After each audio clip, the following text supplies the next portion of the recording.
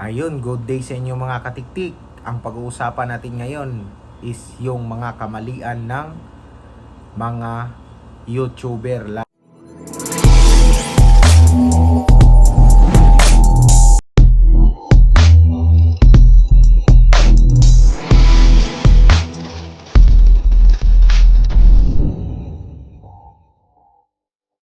Lalo-lalo na yung mga small YouTuber katulad sa aking mga katiktik.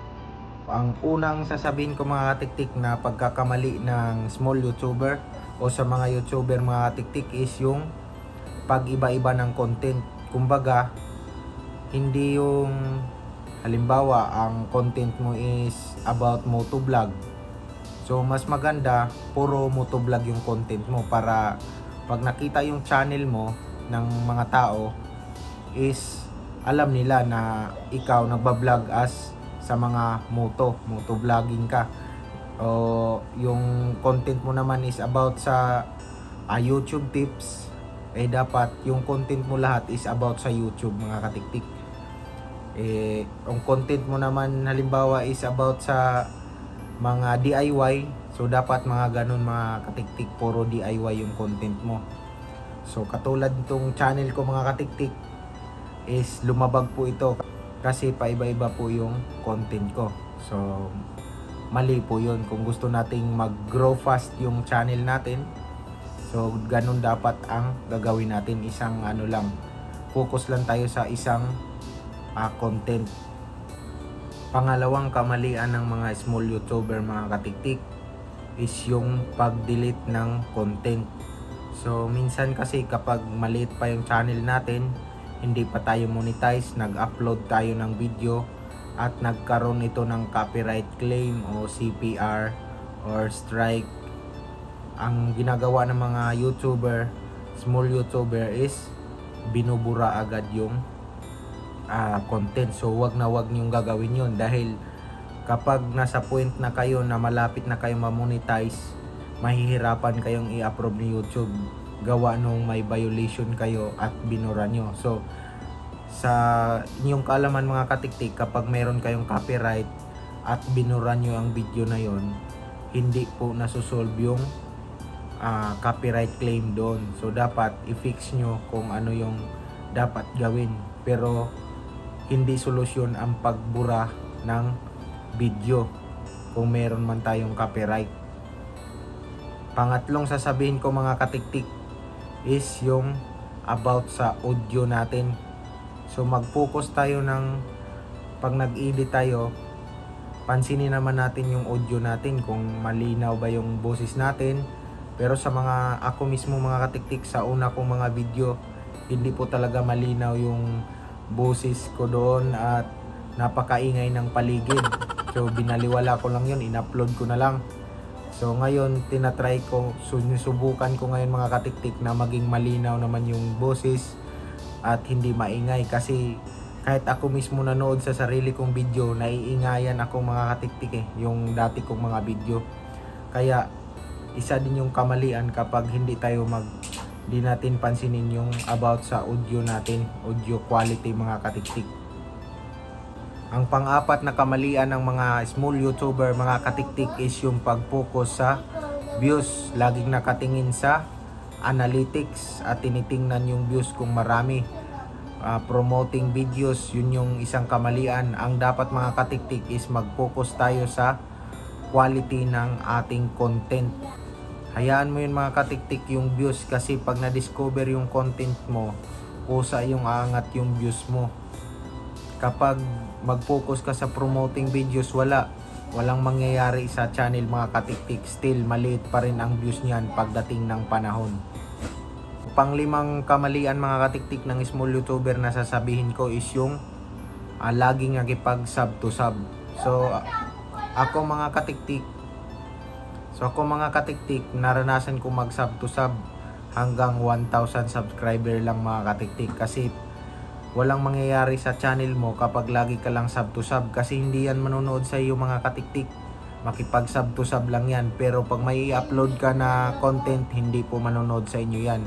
Kaya kung nakipag sub to sub kayo, pag nakarating kayo ng 1,000, tigil nyo na mga katiktik. Mag-focus na kayo sa video na yung gagawin mga katiktik.